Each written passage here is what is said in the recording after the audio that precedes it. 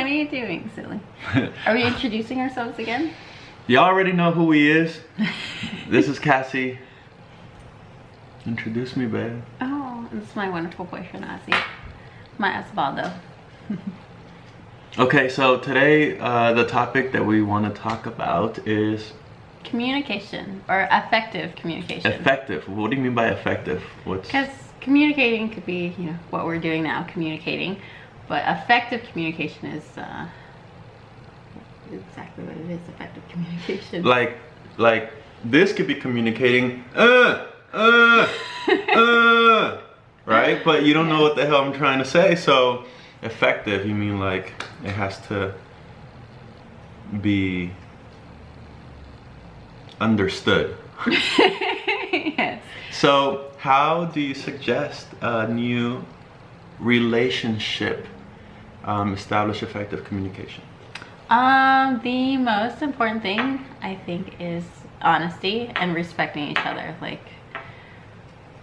that's what we said on the previous episodes, babe. did we? Yes. You always say honesty and respect. That's gonna be the theme for the whole season, you guys. Just skip through. It's honesty and respect. No, it's okay. But like, okay, so what do you mean? How does that play a role in effective communication? Between us? In any Oh, in any relationship. yeah, in any successful relationship. Well, being honest means that when you say something to somebody, they can take it for face value. There's no guessing, well, is this person saying this because it's what I want to hear, or are they saying it because it's the right thing to say? So being honest in communicating, make sure that there's no misunderstanding, that nothing is left for assumption. Assumption. So when there is a misunderstanding, what should somebody do? Like follow up and ask questions like, what do you mean? Or I don't understand. Or wait. So why shouldn't we assume? Assuming is always bad because we don't always But if we think the know our same partner, way. sorry to interrupt you, babe. But if we know our partner, shouldn't we be able to assume some things? But we are a new couple. This is new couples advice. You know what? I also think that it applies to old couples because people change with time and people go through different life experiences. You might not know the person as they're changing and evolving throughout their life. So it's still, even if you're in a 30-year-old relationship, I don't think it's still safe to assume. Of course, there are certain things like if you've been with somebody for a long time, there's no need to communicate like certain things that you like, or like how you like your coffee. Now I know, but Some things, but like what I'm referencing to is like, let's say mom and dad, they've been together for 30 years, but dad comes home a little stressed because something happened at work. Something like the wife or the mom, it's not safe for her to assume things. She should maybe ask, hey, what's bothering you? Hey, what's going on? Was it something that made you uncomfortable in the house, or is it work? Because then it gets too touchy. So even though they've been together for 30 years and they know each other, mom and dad that's been together for 30 years, even they shouldn't assume. They should still kind of discover or investigate a little bit further. I agree. So, and that comes from an honest and respectful place, right? And that's what I'm trying to uncover a little bit on my end. To add on with what you said, I believe that in order to have very, very effective communication, there's 4 key elements that need to be applied. And it comes from one of my favorite books called The 4 Agreements. And they're really, really simple. The first one is to be impeccable with your word. So to be impeccable means you have to be very careful with what you say. Like she said, the person receiving the message is gonna take things at face value. So be impeccable with your word because you don't know how the other person's gonna receive the message. So the only thing you can do is control how you give the message, right? Right. The second thing is to always try your best. So on that same token, you can't control how they're gonna receive the message, but you can try your best to explain your way, because we all communicate different. You communicate a whole different way than I do. So try your best to communicate. That's the only thing that you can do. Third thing is to never make assumptions, just like what you said.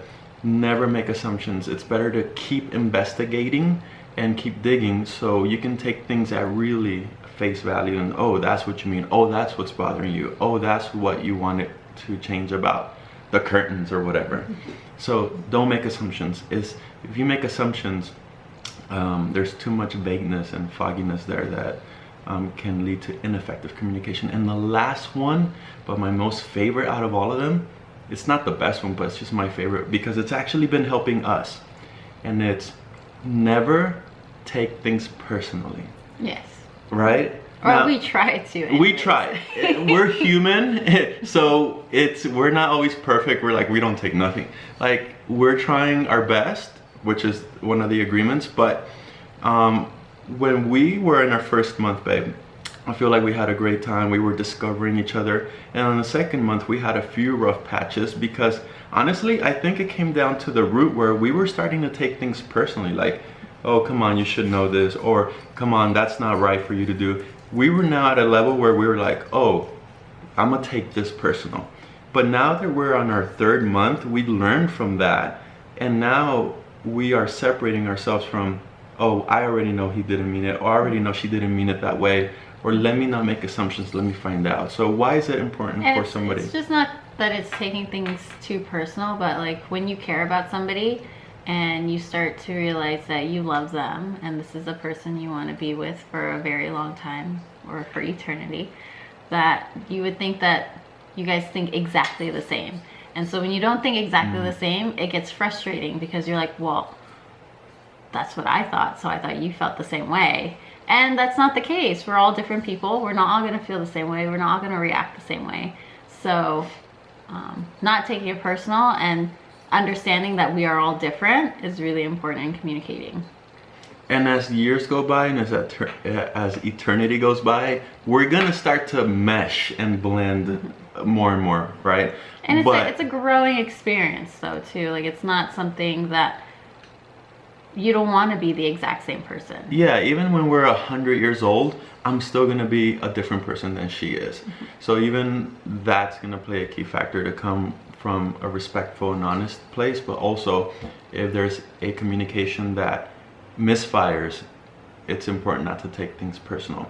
And it's not easy, but it takes, like anything that you want to get better in life, whether it's cooking, shooting hoops, or recording vlogs, anything you want to get better at, practice makes the master. So we practice it on a daily and it's been working out great. We've been having less rough patches. We've been happier, so she can, you know.